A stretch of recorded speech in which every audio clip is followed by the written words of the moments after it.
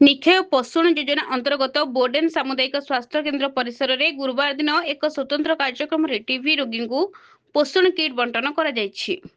ଏମ୍ସିଏଲ୍ର corporate ସାମାଜିକ ଦାୟିତ୍ୱ ପଦକ୍ଷେପ ଅଧୀନରେ ଏବଂ RK HIV AIDS research and care centre ସହଯୋଗରେ ବୋର୍ଡେନ୍ ବ୍ଲକର 90 ଜଣ ଟିଭି ରୋଗୀଙ୍କୁ ମଧ୍ୟରୁ 50 ଜଣଙ୍କୁ ପୋଷଣ କିଟ୍ ପ୍ରଦାନ କରାଯାଇଛି।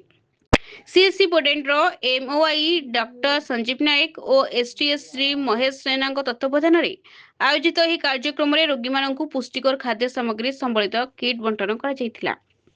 ନୂଆପଡ଼ା ଜିଲ୍ଲାପାଳ ଶ୍ରୀ ମଧୁସୂଦନ ଦାସ ଆଇଏଏସ୍ଙ୍କ ମାର୍ଗଦର୍ଶନ ଏବଂ RK HIV AIDS research and care centre ଅଧ୍ୟକ୍ଷ ଡକ୍ଟର ଧର୍ମେନ୍ଦ୍ର କୁମାର ନେତୃତ୍ୱରେ ଏହି ପ୍ରକଳ୍ପ ଜିଲ୍ଲାରେ କାର୍ଯ୍ୟକାରୀ ହେଉଛି।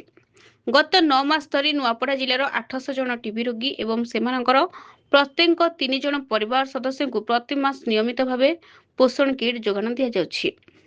ଆୟୋଜକ ସଂସ୍ଥା ପକ୍ଷରୁ କୁହାଯାଇଛି ଯେ ଟିବି ରୋଗୀଙ୍କ ଉପଯୁକ୍ତ ପୋଷଣ ସୁନିଶ୍ଚିତ କରି ସେମାନଙ୍କର ଶୀଘ୍ର ଆରୋଗ୍ୟ ଲାଭର ସହାୟକ କରିବା ଏବଂ ମାନ୍ୟବର ପ୍ରଧାନମନ୍ତ୍ରୀଙ୍କ ଟିବି ମୁକ୍ତ ଭାରତ ସଂକଳ୍ପକୁ ସାକାର କରିବା ଏହି ପ୍ରକଳ୍ପର ମୁଖ୍ୟ ଲକ୍ଷ୍ୟ।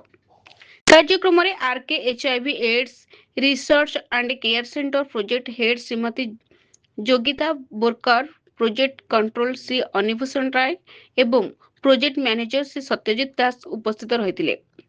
ସିଏସ୍ସି ବୋର୍ଡେନ୍ର ଡକ୍ଟର, ସ୍ୱାସ୍ଥ୍ୟକର୍ମୀ ଏବଂ କର୍ମଚାରୀଙ୍କ ସକ୍ରିୟ ସହଯୋଗରେ କାର୍ଯ୍ୟକ୍ରମଟି ସଫଳତାର ସହ ସମ୍ପନ୍ନ ହୋଇଥିଲା। ଏହି ଅବସରରେ ନୂଆପଡ଼ା ଜିଲ୍ଲାପାଳ ଶ୍ରୀ ମଧୁସୂଦନ ଦାସ କହିଥିଲେ ଯେ ଟିଭି ରୋଗୀଙ୍କୁ ପୋଷଣ ସହାୟତା ଯୋଗାଇବା ସହ ବିଭିନ୍ନ ସଂସ୍ଥାର ସମନ୍ୱିତ ପ୍ରୟାସ ଭାରତକୁ ଯକ୍ଷ୍ମା ନିରାକରଣ ଜାତୀୟ ଲକ୍ଷ୍ୟ ହାସଲ କରିବାରେ ଅତ୍ୟନ୍ତ ସହାୟକ ହେବ। ନୂଆପଡ଼ା ଜିଲ୍ଲାରୁ ପରମେଶ୍ୱର ମେହେରଙ୍କ ରିପୋର୍ଟ, ସଠିକ୍ ନ୍ୟୁଜ୍।